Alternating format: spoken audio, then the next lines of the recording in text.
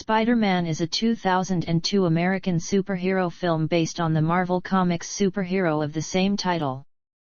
Directed by Sam Raimi from a screenplay by David Koepp, it is the first installment in Raimi's Spider-Man trilogy, and stars Tobey Maguire as the titular character, alongside Willem Dafoe, Kirsten Dunst, James Franco, Cliff Robertson, and Rosemary Harris. The film chronicles Spider-Man's origin story and early superhero career. After being bitten by a genetically altered spider, outcast teenager Peter Parker develops spider-like superhuman abilities and adopts a masked superhero identity to fight crime and injustice in New York City, facing the sinister Green Goblin in the process. Development on a live-action Spider-Man film began in the 1980s. Filmmakers Tobe Hooper, James Cameron, and Joseph Zito were all attached to direct the film at one point. However, the project would languish in development hell due to licensing and financial issues. After progress on the film stalled for nearly 25 years, it was licensed for a worldwide release by Columbia Pictures in 1999 after it acquired options from Metro-Goldwyn-Mayer on all previous scripts developed by Cannon Films, Carolco, and New Cannon. Exercising its option on just 2 elements from the multi-script acquisition, Sony hired Koepp to create a working screenplay, and Koepp received sole credit in final billing. Directors Roland Emmerich, Ang Lee, Chris Columbus, Barry Sonnenfeld, Tim Burton, Michael Bay, Jan de Bont, M. Night Shyamalan, Tony Scott, and David Fincher were considered to direct the project before Raimi was hired as director in 2000. The Koepp script was rewritten by Scott Rosenberg during pre-production and received a dialogue polish from Alvin Sargent during production. Filming took place in Los Angeles and New York City from January to June 2001. Sony Pictures Imageworks handled the film's visual effects. Spider-Man premiered at the Mann Village Theatre on April 29, 2002, and was released in the United States on May 3. The film received positive reviews from audiences and critics who praised Raimi's direction, the performances, visual effects, action sequences, and musical score. It was the first film to reach $100 million in a single weekend as well as the most successful film based on a comic book at the time. With a box office gross of over $825 million worldwide, it was the third highest grossing film of 2002, the highest grossing superhero film and the sixth highest grossing film overall at the time of its release. Spider-Man is credited for redefining the modern superhero genre, as well as the summer blockbuster. After its success, the film spawned 2 sequels, Spider-Man 2 and Spider-Man 3, released in 2004 and 2007 respectively. Maguire and Dafoe later reprised their roles in the Marvel Cinematic Universe film Spider-Man: No Way Home, which dealt with the concept of the multiverse and linked the Raimi trilogy to the MCU. Plot: on a school trip, high school senior Peter Parker visits a Columbia University genetics laboratory with his best friend Harry Osborn and his crush Mary Jane Watson. There, a genetically engineered super spider bites him, and he falls ill upon returning home. Meanwhile, Harry's father Norman Osborn, a scientist and the founder and owner of Oscorp, tries to secure an important military contract. He experiments on himself with an unstable performance-enhancing chemical and goes insane, killing his assistant. The next day, Peter finds he is no longer nearsighted and has developed spider-like abilities. He can shoot webs out of his wrists and has quick reflexes, superhuman speed and strength, and a heightened ability to sense danger. Brushing off his Uncle Ben's advice that with great power comes great responsibility, Peter considers buying a car to impress Mary Jane. He enters an underground wrestling event to win the money for it and wins his first match, but the promoter cheats him out of his earnings. When a man robs the promoter's office, Peter allows him to escape in retaliation. Moments later, he discovers Ben was carjacked and killed. Peter pursues the carjacker, only to realize it was the man he let escape. The carjacker flees but dies after falling out a window. Meanwhile, a crazed Norman interrupts a military experiment by Oscorp's corporate rival Quest Aerospace and kills several people. Upon graduating, Peter begins using his abilities to fight injustice, donning a spandex costume and the masked persona of Spider-Man. J. Jonah Jameson, publisher of the Daily Bugle newspaper, hires Peter as a freelance photographer since he is the only person providing clear images of Spider-Man. Upon discovering that Oscorp's board plans to oust him to sell the company to Quest, Norman assassinates them. Jameson dubs the mysterious, villainous killer the Green Goblin. The Goblin offers Peter a place at his side, but he refuses. They fight, and Peter is wounded. At Thanksgiving dinner, Peter's Aunt May invites Mary Jane, Harry, and Norman. During the dinner, Norman sees the wound and realizes Peter's identity. Thinking the only way to defeat Peter is to attack those special to him, Norman later attacks May, forcing her to be hospitalized. Harry, who is dating Mary Jane, sees her holding Peter's hand to comfort him and presumes she has feelings for him. Devastated, Harry tells his father that Peter loves Mary Jane, unknowingly revealing Spider-Man's biggest weakness. Norman holds Mary Jane in a Roosevelt Island tramcar full of children hostage alongside the Queensboro Bridge. He forces Peter to choose whom he wants to save and drops them both. Peter saves both Mary Jane and the tramcar. Norman then throws him into an abandoned building and brutally beats him. When Norman says how he intends to kill Mary Jane, Peter regains his strength and gains the upper hand. Norman reveals himself to Peter and begs for forgiveness while subtly getting his glider ready to impale Peter from behind. Warned by his spider sense, Peter dodges the attack, and the glider impales Norman instead. Norman tells Peter not to reveal his identity as the Goblin to Harry before dying. Peter takes Norman's body back to the Osborn house just as Harry arrives and, believing Spider-Man to have killed his father, pulls a gun on him, but he escapes. At Norman's funeral, Harry swears vengeance towards Spider-Man, whom he deems responsible for his father's death. Mary Jane confesses to Peter that she loves him. Peter, however, feels he must protect her from the unwanted attention of his enemies, so he hides his true feelings and tells Mary Jane that they can only be friends, causing her to be heartbroken. As Peter leaves, he recalls Ben's words and accepts his new responsibility as Spider-Man. Cast: Tobey Maguire as Peter Parker / Spider-Man, an academically gifted high school student who is socially inept. After a genetically engineered spider bites him, he gains spider-like powers, including super strength, enhanced reflexes, a spider sense that warns him of incoming danger, and the ability to climb walls and shoot spider webs. Following a personal tragedy, he decides to use his newfound powers for good, and begins fighting crime and injustice as Spider-Man.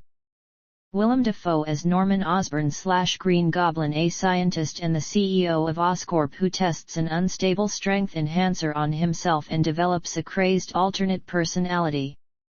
He later becomes a costumed villain using advanced Oscorp armor and equipment, such as a weaponized glider and pumpkin-shaped explosives. The media dubs his alter ego the Green Goblin. Norman develops animosity for Spider-Man after the hero refuses to join him, and makes constant attempts to get back at him. Ironically, he quickly takes a liking to Peter, and sees himself as a father figure for the boy, while ignoring his own son, Harry. Kirsten Dunst as Mary Jane M.J. Watson, Peter's love interest ever since he was 6 years old. Mary Jane has an abusive father, and aspires to become an actress, but gets a job as a waitress at a run-down diner, a fact she hides from her boyfriend Harry. She later develops feelings for Peter as they spend more time together, and for his alter ego, after he saves her on multiple occasions.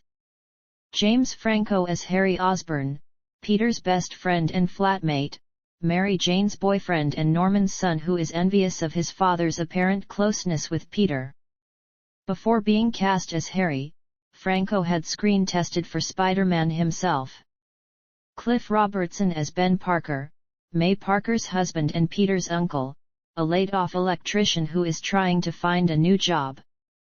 He is killed by a carjacker whom Peter had earlier refused to stop, and leaves Peter with the message, "With great power comes great responsibility." Rosemary Harris as May Parker, Ben Parker's wife and Peter's aunt. J. K. Simmons portrays J. Jonah Jameson, the grouchy publisher of the Daily Bugle newspaper who considers Spider-Man a criminal.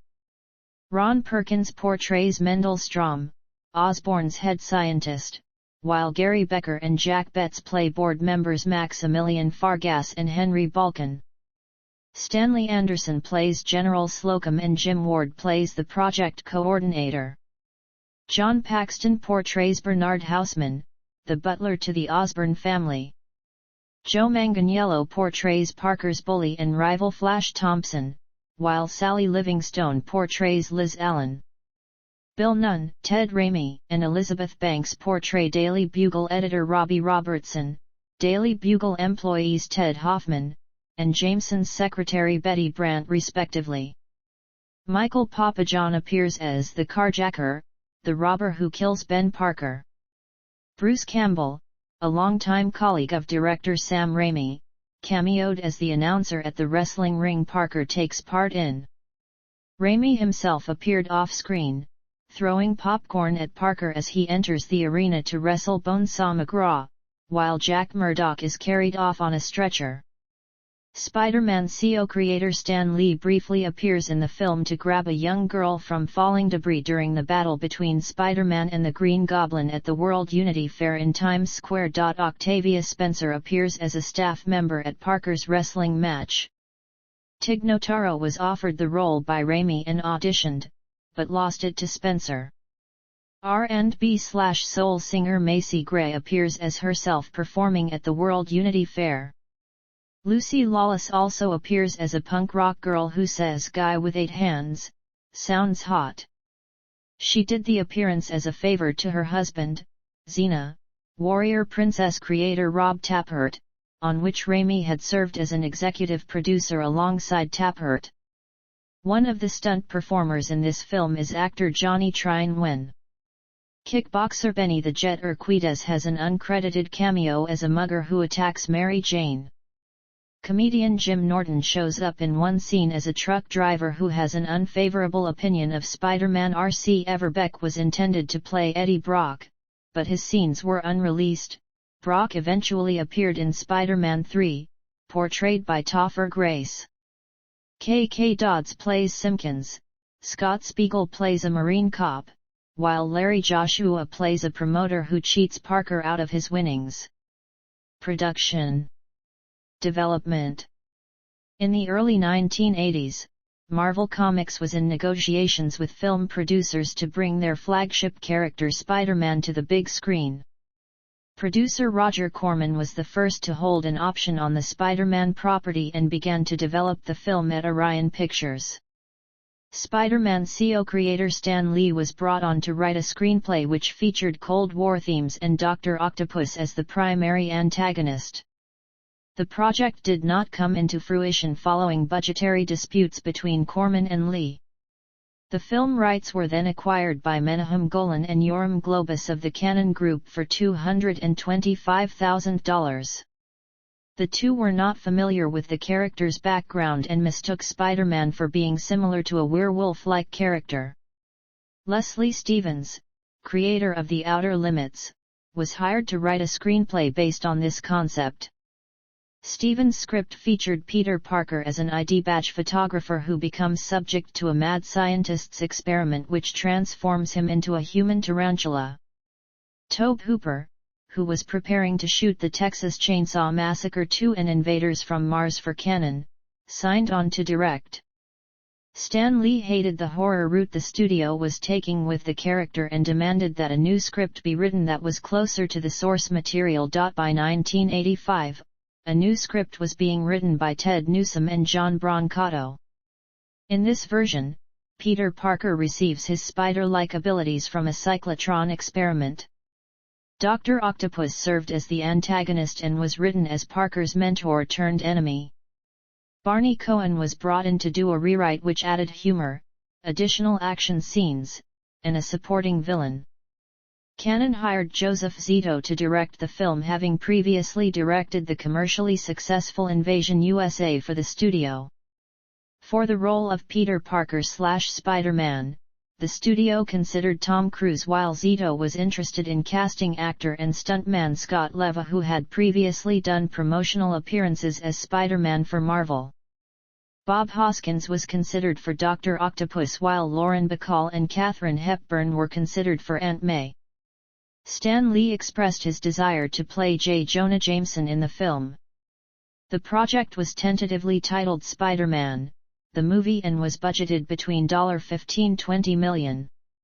Following the critical and financial failure of Superman 4, The Quest for Peace and Masters of the Universe, which were produced by Cannon, the budget for Spider-Man, the movie was cut to $7 million. Joseph Zito was unwilling to compromise and stepped down as director. He was replaced by Albert Pyun, who was willing to make the film at a lower budget. The project was cancelled following Cannon's acquisition by Path and Golan's departure from the studio. Golan extended his option on Spider-Man during his tenure as CEO of 21st Century Film Corporation. By 1989, Golan attempted to revive the project using the original script, budget, and storyboards developed at Cannon.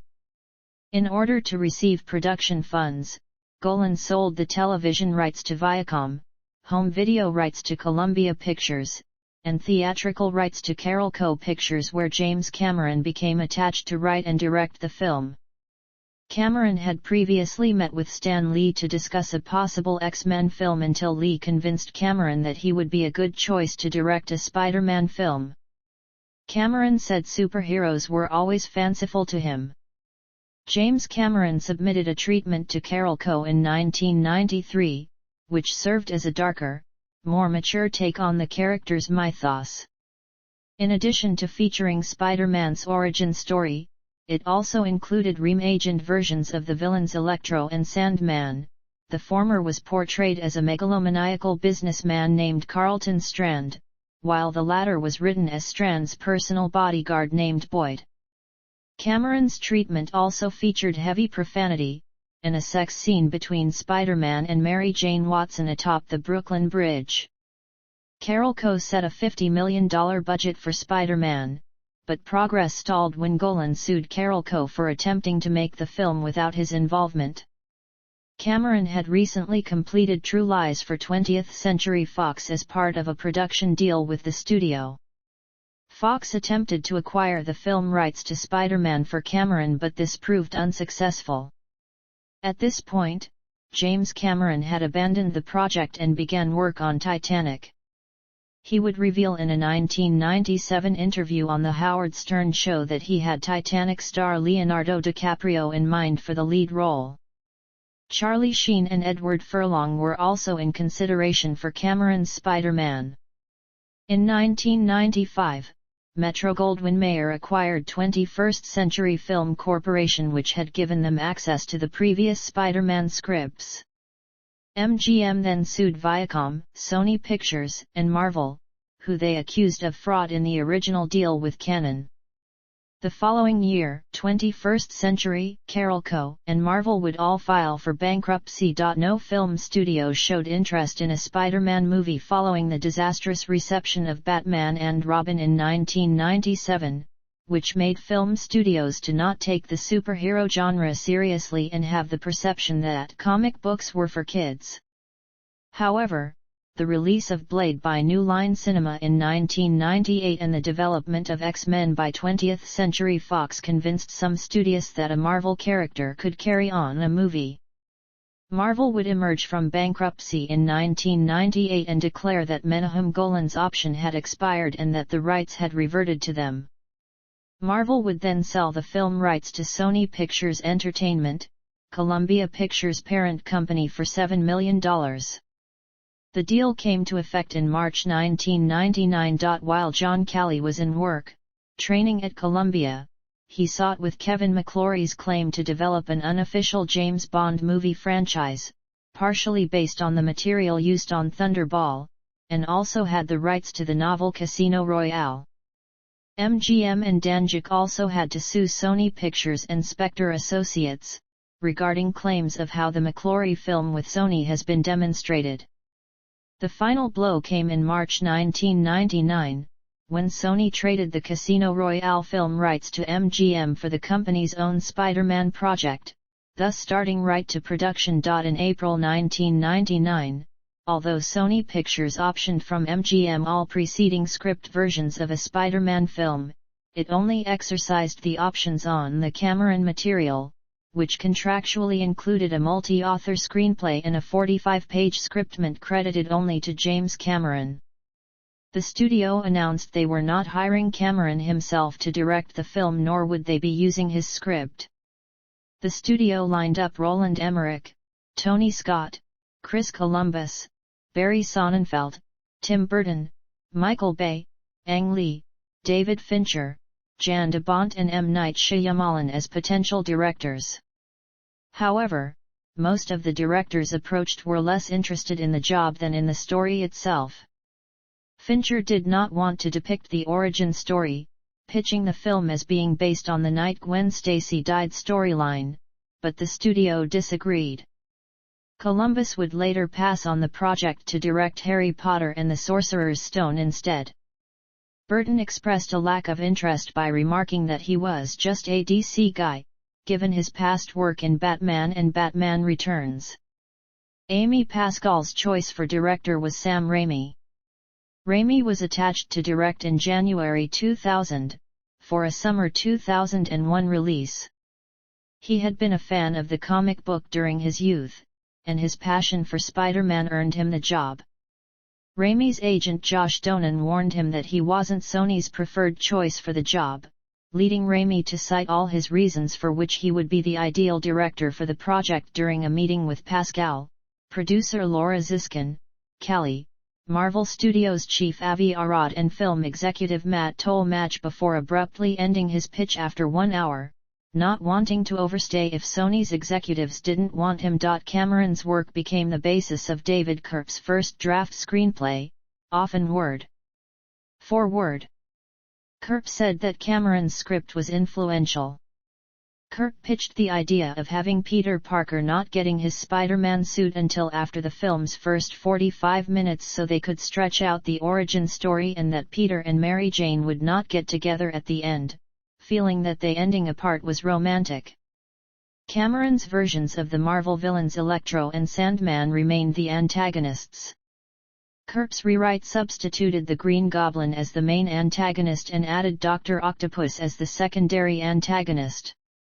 Raimi felt the Green Goblin and the surrogate father-son theme between Norman Osborn and Peter Parker would be more interesting, thus, he dropped Dr. Octopus from the film. In June, Columbia hired Scott Rosenberg to rewrite Kirk's material. Remaining a constant in all the rewrites was the organic web shooter idea from the Cameron scriptment. Raimi felt he would stretch the audience's suspension of disbelief too far to have Parker invent mechanical web shooters. Rosenberg removed Dr. Octopus and created several new action sequences. Raimi felt adding a third origin story would make the film too complex. Sequences removed from the final film had Spider-Man protecting Maximilian Fargas, the wheelchair-using Oscorp executive, from the Goblin, and Spider-Man defusing a hostage situation on a train. As production neared, Ziskin hired award-winning writer Alvin Sargent, to polish the dialogue, primarily between Parker and Mary Jane. Columbia gave the Writers Guild of America a list of 4 writers as contributors to the final Spider-Man script: Rosenberg, Sargent, and James Cameron, all 3 of whom voluntarily relinquished credit to the 4th, Kirk. Casting.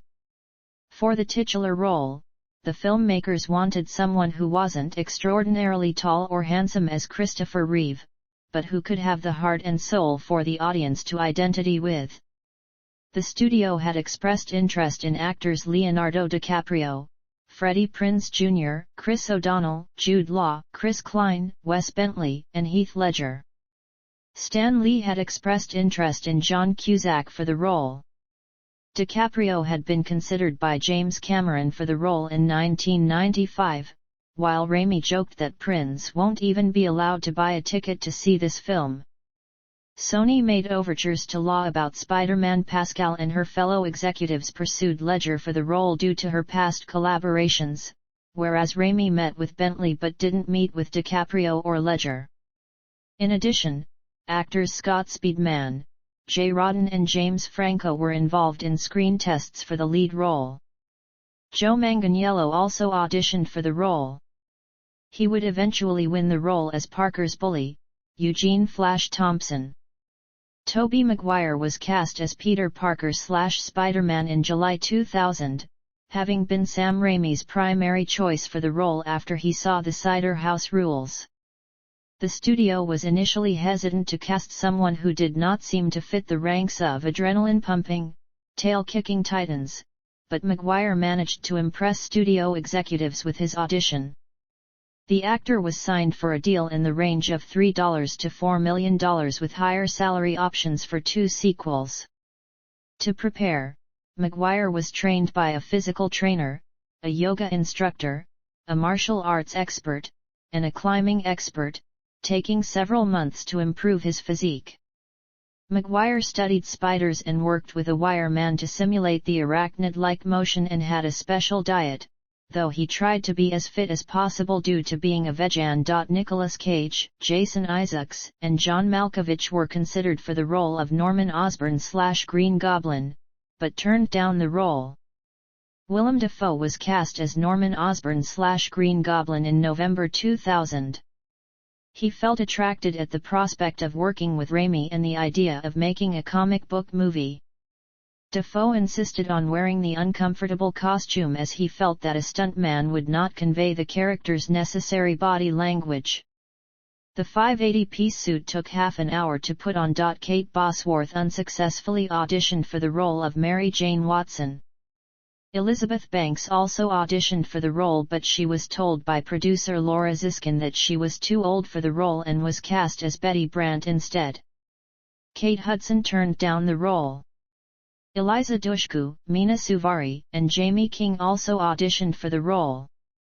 Before Raimi cast Dunst, he had expressed his interest in casting Alicia Witt. Dunst decided to audition after learning Maguire had been cast, feeling the film would have a more independent feel. Dunst earned the role a month before shooting in an audition in Berlin. Her hair was dyed in the front and she wore a half wig. The crew wanted her to straighten her teeth but she refused. J.K. Simmons was cast as J. Jonah Jameson, though he learned about his casting through a Spider-Man fan who had read the news of his casting at a fan website 3 hours before his agent contacted him to inform him that he had gotten the role. Despite Stan Lee's longtime interest in playing Jameson, the filmmakers agreed that he was too old to convincingly play the part, but Lee was supportive of Simmons' casting, feeling that Simmons did better than what he would have done. Hugh Jackman, who starred as Logan/Wolverine in the X-Men film series, stated in September 2013 that he was approached to appear as Wolverine in the film in either a gag or just for a cameo appearance. However, when Jackman arrived to New York to shoot the scene, plans for his appearance didn't materialize because the filmmakers were unable to get the costume Jackman had used in X-Men. Filming. With Spider-Man cast, filming was set to begin November 2000 in New York City and on Sony sound stages. The film was set for release in November 2001, but was postponed to be released on May 3, 2002 due to an expected extended post-production schedule. Principal photography officially began on January 8, 2001, in Culver City, California. After the terrorist attacks on September 11, 2001, certain sequences were refilmed, and certain images of the Twin Towers were digitally erased from the film. Sony's Stage 29 was used for Parker's Forest Hills home, and stage 27 was used for the wrestling sequence where Parker takes on Bonesaw McGraw. Stage 27 was also used for the complex Times Square sequence where Spider-Man and the Goblin battle for the first time, where a 3-story set with a breakaway balcony piece was built. The scene also required shooting in Downey, California. On March 6, 45-year-old construction worker Tim Holcomb was killed when a forklift modified as a construction crane crashed into a construction basket that he was in. The following court case led to the California Division of Occupational Safety and Health to fine Sony $58,805. Kirsten Dunst said that filming the upside-down kiss scene wasn't so romantic. She said that Maguire couldn't breathe as water was pouring down into his nose while hanging upside down. In Los Angeles, locations included the Natural History Museum, the Pacific Electricity Building and Greystone Mansion, the latter of which was the set that was used for Batman. In April 4 of the Spider-Man costumes were stolen, and Sony put up a $25,000 reward for their return.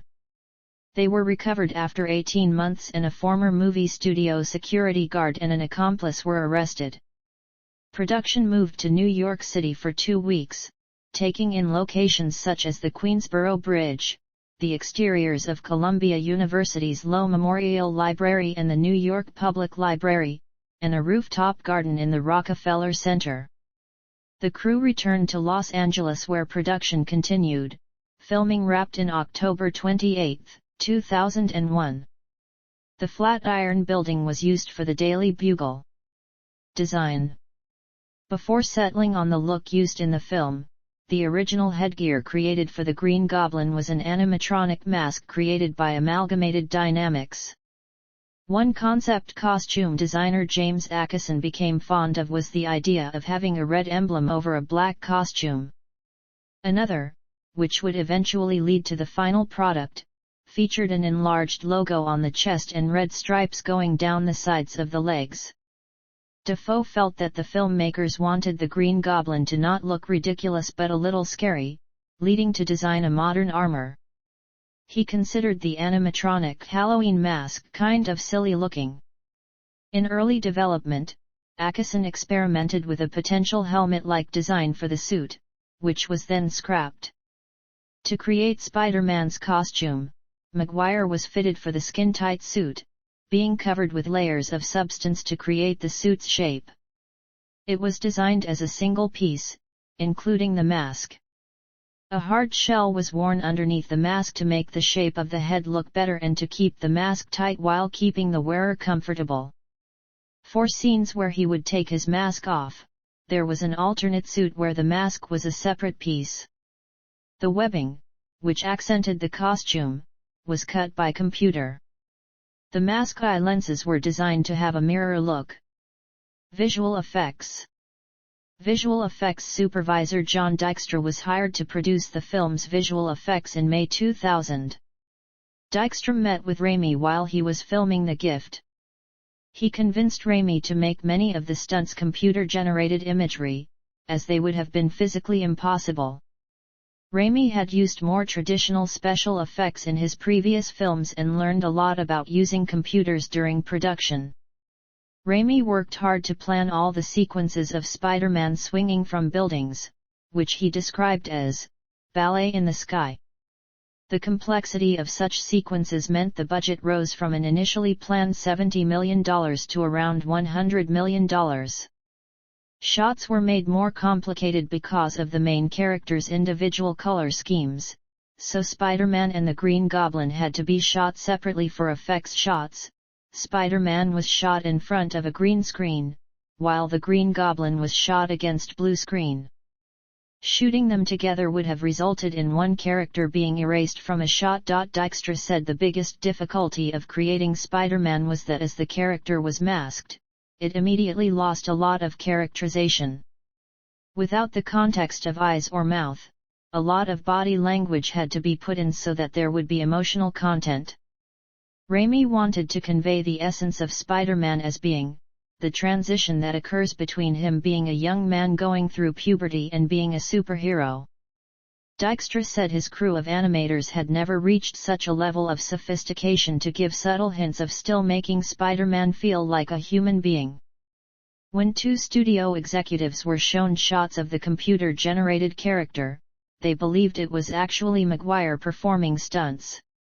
In addition, Dykstra's crew had to composite areas of New York City and replaced every car in shots with digital models. Raimi did not want it to feel entirely like animation, so none of the shots were 100% computer-generated. Music. Danny Elfman composed the music for the film. Its soundtrack combines traditional orchestration, ethnic percussion, and electronic elements. Its distinct ethnic characteristics are credited to Elfman, who spent a year in Africa studying its unique percussion.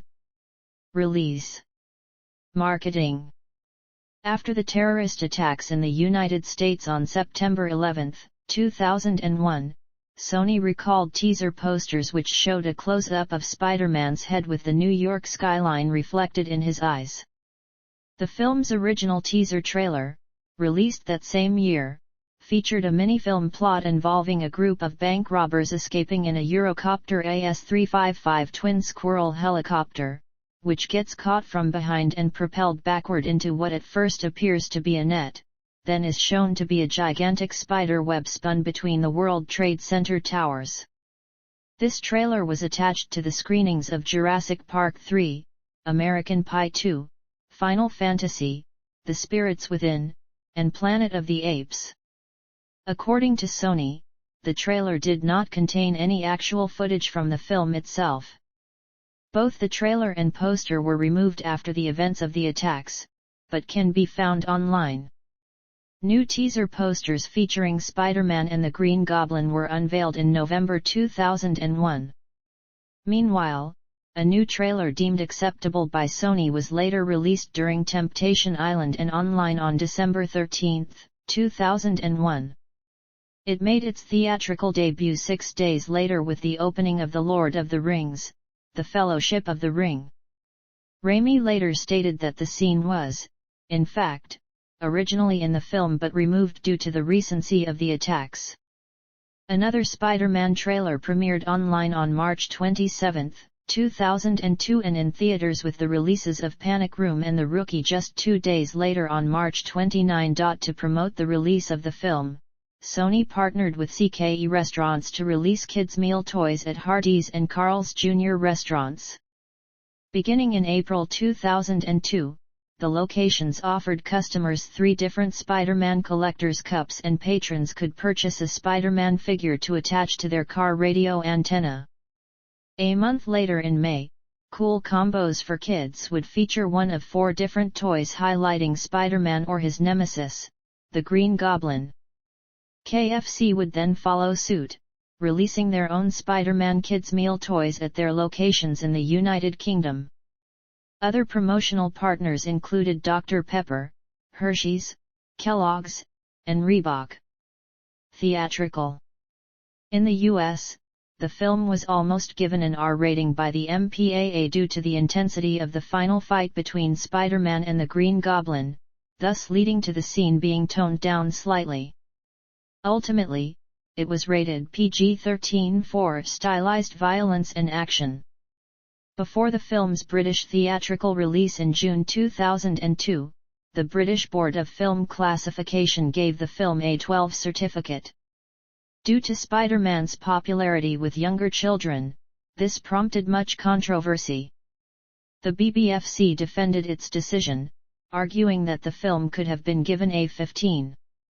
Despite this, North Norfolk and Breckland District Councils, in East Anglia, changed it to a PG, and Tameside Council, Manchester, denoted it a PG-12.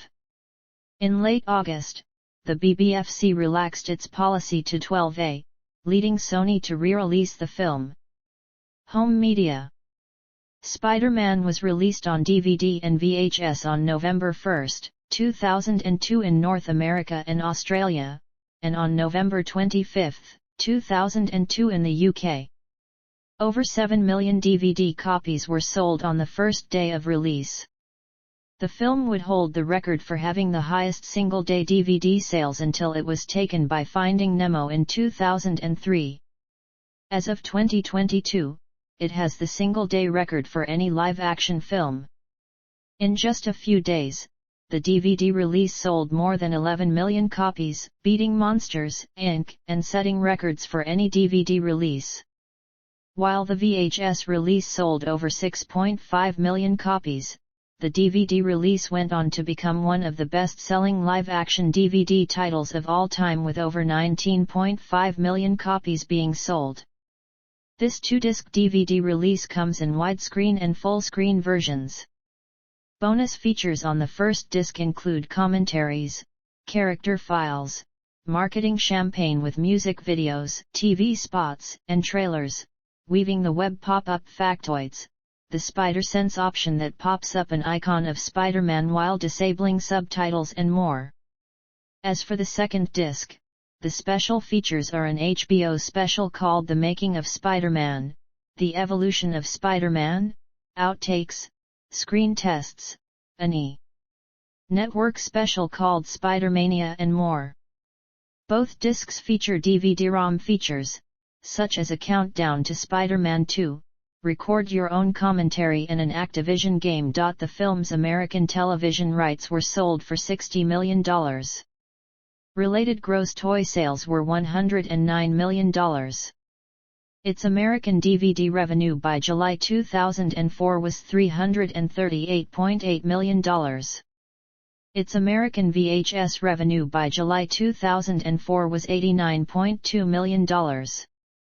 As of 2006, the film has grossed a total revenue of $1.5 billion from box office and home video, in addition a further $880 million from television. In the United Kingdom, the film was watched by 700,000 viewers on subscription television channel Sky Movies 1 in 2004, making it the year's 9th most watched film on subscription television. The film made its Blu-ray debut in 2007 as part of the Spider-Man trilogy. Just 3 years later, it was released as a separate Blu-ray on November 16, 2010. This was followed by another release on July 5, 2011. Spider-Man was also included in the Spider-Man Legacy Collection, which includes 5 Spider-Man films in a 4K UHD Blu-ray collection, which was released on October 17, 2017. Reception. Box office. Spider-Man became the first film to pass the $100 million mark in a single weekend, even when adjusting for inflation, with its $114,844,116 gross establishing a new opening weekend record. The gross surpassed the previous record holders Harry Potter and the Sorcerer's Stone $90.3 million opening. On this, Rick Lyman of the New York Times wrote, while industry executives had expected a strong opening for the film because there was little competition in the marketplace and pre-release polling indicated intense interest from all age groups, no one predicted that Spider-Man would surpass the Harry Potter record. Starting with Twister in 1996, the benefits of bowing in May had been first fully exploited with its $41 million opening weekend. Following comparable debuts of Deep Impact in 1998 and The Mummy in 1999, the frame was taken to the next level in 2001 with the release of The Mummy Returns. Spider-Man had not only made history for a summer starter film, but for weekends as well. It surpassed The Lost World, Jurassic Park for having the largest May opening weekend. When the film was released, it was ranked number 1 at the box office, beating The Scorpion King. The film also broke X-Men's record for having the highest opening weekend for a superhero film. The film also set a record for crossing the $100 million milestone in 3 days, at the time being the fastest any film had reached the mark. This opening weekend haul had an average of $31,769 per theater, which at the time, Box Office Mojo reported as being the highest per theater average ever for an ultra-wide release. The film's 3-day record was surpassed by Pirates of the Caribbean, Dead Man's Chest 4 years later. The $114.8 million opening weekend was the highest at the North America box office film for a non-sequel, until it was surpassed 8 years later by Alice in Wonderland. Spider-Man would hold the record for having the highest 3-day gross until it was surpassed by Star Wars, Episode III: Revenge of the Sith in 2005. Within 4 days, it had the biggest non-holiday Monday of all time with $11 million, increasing the total gross to $125.1 million and staying ahead of recent blockbusters, including Charlie's Angels and Erin Brockovich. With the release in the United States and Canada on May 3, 2002, on 7,500 screens at 3,615 theaters, the film earned $39,406,872 on its opening day, averaging $10,901 per theater. This was the highest opening day at the time until it was surpassed by its sequel Spider-Man 2's $40.4 million haul in 2004. For 3 years, the film would hold the record for having the highest Friday gross until 2005 when it was overtaken by Harry Potter and the Goblet of Fire. Upon its opening, it had the third highest number of screenings of any film, behind Harry Potter and the Sorcerer's Stone and Mission Impossible 2. Spider-Man also set an all-time record for the highest earnings in a single day with $43,622,264 on its second day of release, a record later surpassed by Shrek 2 in 2004. On the Sunday during its opening weekend, the film earned an additional $31,814,980, the highest gross a film took in on a Sunday. At the time, the film stayed at the top position in its second weekend, dropping only 38% and grossing another $71,417,527, while averaging $19,755.89 per theater. At the time, this was the highest grossing second weekend of any film. During its second weekend, the film reached the $200 million mark on its 9th day of release, also a record at the time. This made it the fastest film to cross the $200 million mark, surpassing Star Wars, Episode I: The Phantom Menace. At the end of its second weekend, the film brought in a 10-day total of $223,040,031. It quickly surpassed Ice Age to become the highest-grossing film of the year.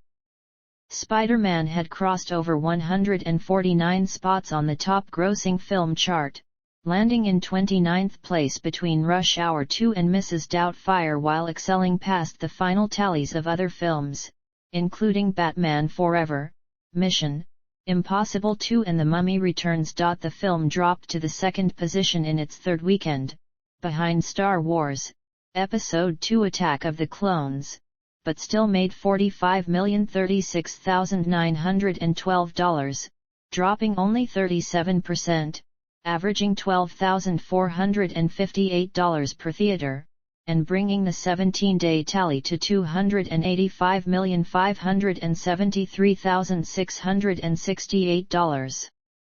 Its third weekend haul set the record for highest grossing third weekend, which was first surpassed by Avatar. Spider-Man would beat another record that was previously held by The Phantom Menace, becoming the quickest film to hit $300 million in just 22 days.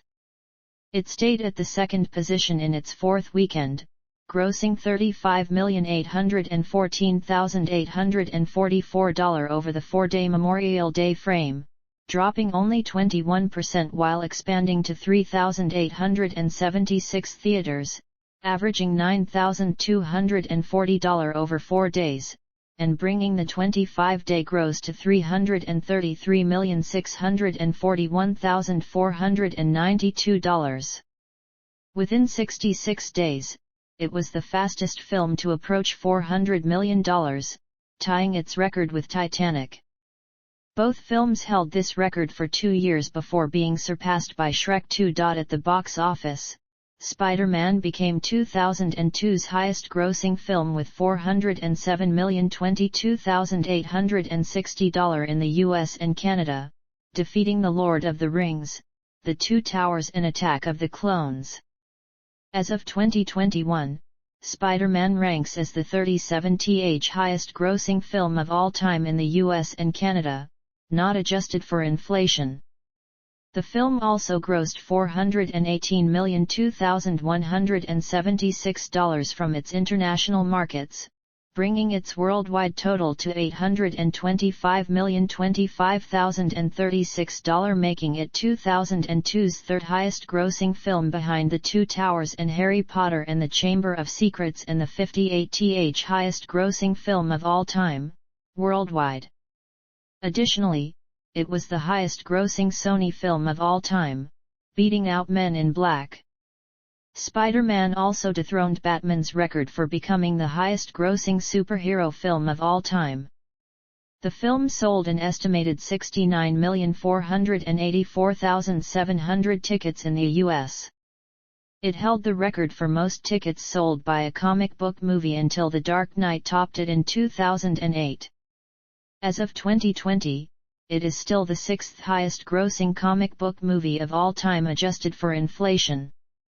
Only Avengers, Infinity War, The Dark Knight, Black Panther, The Avengers, and Avengers: Endgame have sold more tickets than Spider-Man. Spider-Man was the highest-grossing superhero origin film, a record it held for 15 years until it was surpassed by Wonder Woman.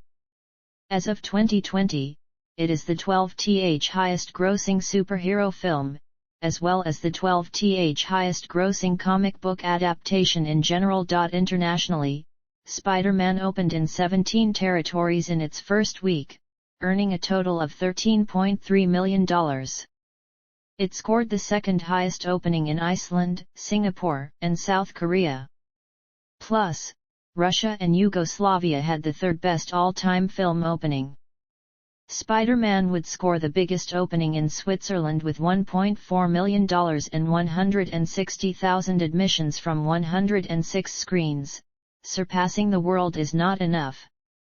As for Germany, it had the strongest June opening and the third best debut of any movie, behind Attack of the Clones and Ice Age.